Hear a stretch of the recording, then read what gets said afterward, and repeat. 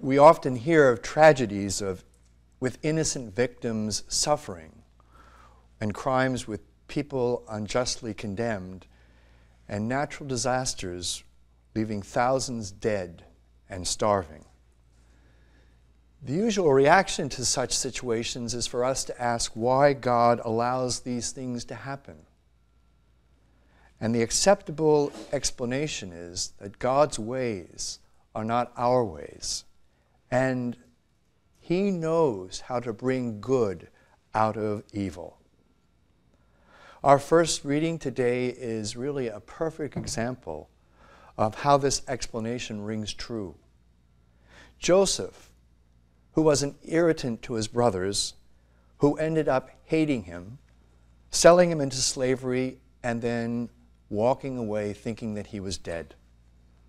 However, in the meantime, because of the talents that God had given Joseph, along with the hard work and the reputation he had acquired, he was able to forewarn Pharaoh of the future drought and the starvation that would face the Egyptians.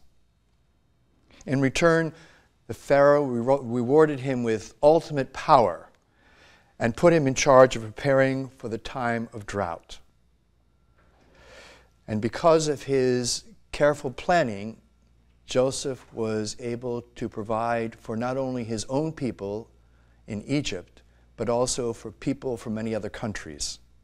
And among them was his own family and his brothers.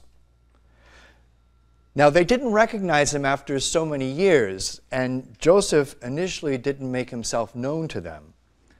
But after a couple of begging trips to Egypt and fulfilling conditions that Joseph demanded of them, he was no longer able to contain himself and could no longer stand back, but had to offer them forgiveness.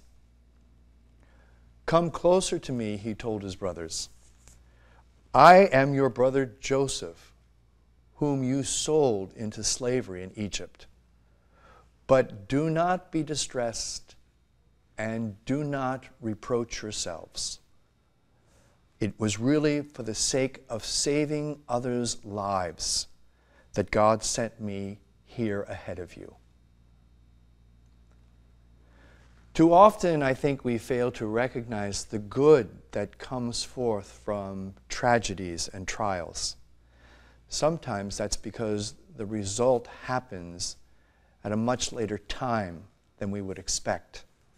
Or again, because the connection may be so subtle that it goes undetected. One message that comes through the scripture reading today reminds us that God is always in control. His ultimate plan is always directed with wisdom and love toward that end, which in one way or another will eventually bring about our spiritual, our temporal, and our eternal well-being.